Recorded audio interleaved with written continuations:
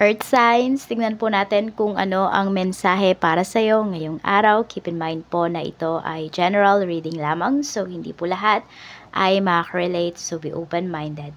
Sa mga hindi pa po nakasubscribe dito sa ating channel, please subscribe na po kayo and pa-like na din po ng ating video, at sa mga nais naman po mag-avail ng ating private readings at ng ating Evil Eye Amulet, makikita nyo po yung link sa description box. Tarot Intentions by Aliana Reyes. Cleanse muna po natin yung space at yung ating energy at yung energy mo. Ayan, kasi baka may mga nasagap kang mga negativities kahapon. Nare-release na po natin yan. Okay, simulan na po natin ang reading mo, Earth Signs, Taurus, Virgo, and Capricorn. We have fellow travelers. Support is all around you. Yan, maraming sumusuporta sa iyo, Earth Signs. Maring yung iba sa inyo, may mga tao sa paligid ninyo na tahimik lang silang nag-cheer for you, tahimik lang sila na pinagdarasal ka. Meron tayo ditong wandering path. Enjoy the journey. Yan. So, enjoy lang daw po kayo kung ano man yung mga sitwasyon na mayroon kayo ngayon. Tignan nyo yung good things dyan. Faraway places. Baka kasi pinapalayo na kayo ni universe, kaya may mga bagay na inaalis na po sa life ninyo.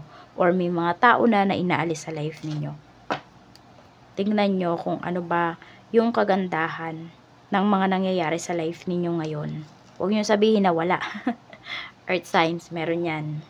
Siguro lang, yung mga nangyayari sa life ninyo, sometimes, hindi ninyo gusto. Hindi yan yung plinano ninyo. Pero baka kasi yan yung mas mag-work out para sa'yo. Tignan po natin kung ano pa yung mensahe para sa'yo pagdating sa family, sa bahay. Tignan po natin yung energy. Spirit guide, energy po natin. Okay, pagdating sa family, pagdating sa... Ayan, meron ako narinig na nabasag. Okay, so baka may mga, mga pinggan kayo dyan na mababasag ngayong araw na to. So, ingat-ingat. Sino ba yung mga naguhugas dyan? Okay, sa family, we have temperance. Ayun, kailangan talaga is lawakan daw ang pangunawa. We have Knight of Cups. Okay, may nakikita ako dito. Pwedeng, gusto niya talagang makatulong. Kaya nga lang, parang medyo may pagka-clumsy yung tao na to. So, parang sa halip na makatulong siya, baka makagulo pa siya. So, pwedeng meron dito na family members mo na pwedeng bata pa siya or sabihin natin teenager, ganun.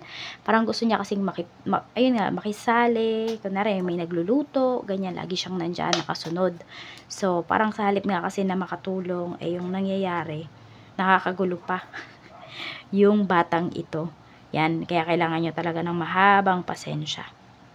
Tignan natin pagdating naman sa mga friends mo. Sa mga friends naman, we have the Magician. And mayroon tayo ditong 10 of Wands. So, ayan. Meron ka ditong mga friends talaga na sinusuportahan ka. All out talaga yung support nila sa'yo.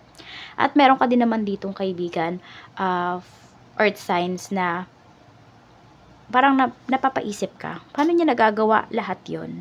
Okay? Paano niya nasosolve yung problems niya? Paano niya natatapos yung mga bagay-bagay na yan?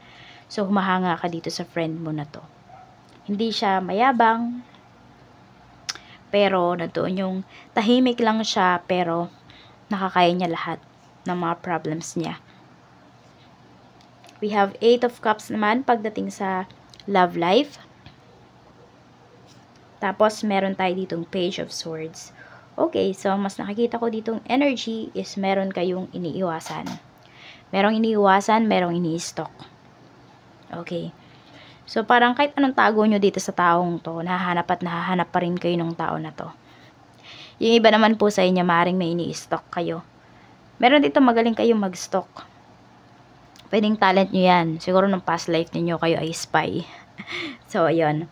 Okay, so meron dito po ay pwede na meron na kayong tao sa, sa love life niyo. Isang tao na aalisin nyo na sa life niyo kasi alam niyo na hindi na nakakabuti.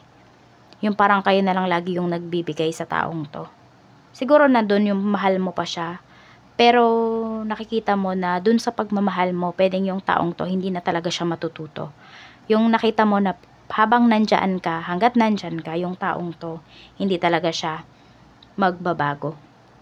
So, nandun niya, tinuturuan mo din siya, tinuturuan mo siya na maging matatag, na gumawa ng mga bagay na makakabuti rin para sa kanya at makakabuti rin naman para sa'yo.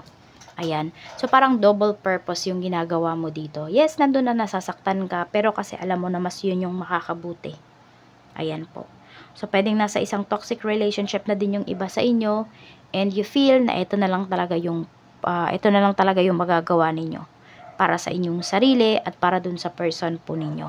Sa kaperahan naman, we have King of Cups at mayroon po tayo ditong the World. Okay, so meron dito, pwedeng may hinihintay kayo na pera galing sa ibang bansa, or may magpapalit dito ng, other currency ngayong araw na ito.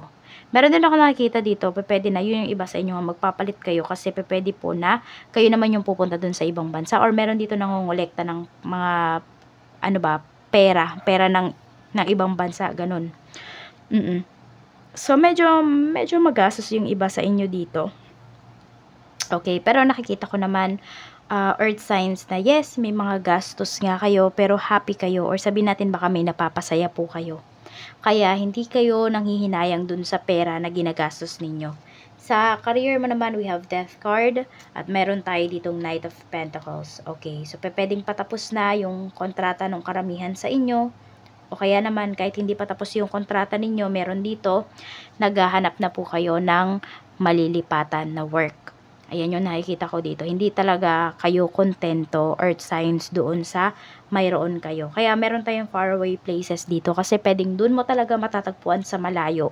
Sa malayong lugar kung nasaan ka ngayon, yung trabaho or yung purpose mo talaga. Yung mafe-feel mo ba na kontento ka talaga, pwedeng sa ibang lugar mo talaga siya matatagpuan.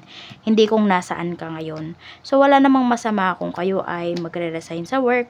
Basta, alam nyo lang din, yung mga, basta handa lang din talaga kayo. Dapat you have plans din talaga.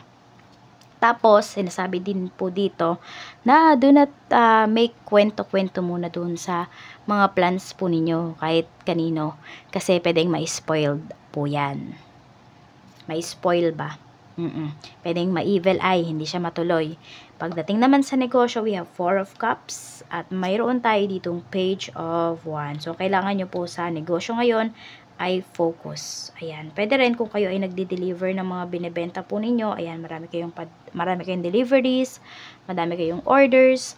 Okay. Tapos, sa mga nakikita ko kasi dito, medyo nape-pressure kayo ngayong araw na ito. Pwedeng sa dami po ng inyong mga clients, yon. Kaya kailangan talaga focus, nandun yung presence of mind.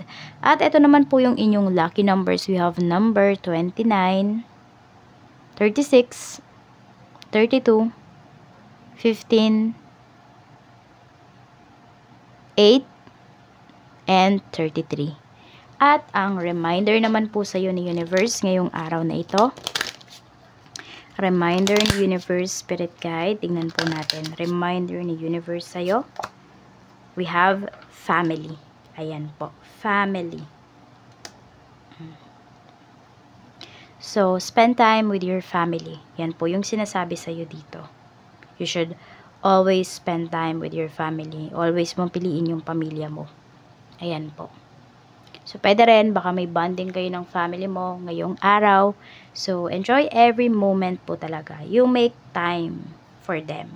For those you love. For your loved ones. Pwede rin meron dito, mabubuo na po yung family ninyo. Baka may naghahangad ng baby. Or, pwedeng madadagdagan na yung family members po ninyo. So, parang, magiging 3 or 4 na ba yung anak ninyo? So, congratulations po. Maraming salamat. Mag-iingat po kayo always. And more blessings to come. Bye-bye!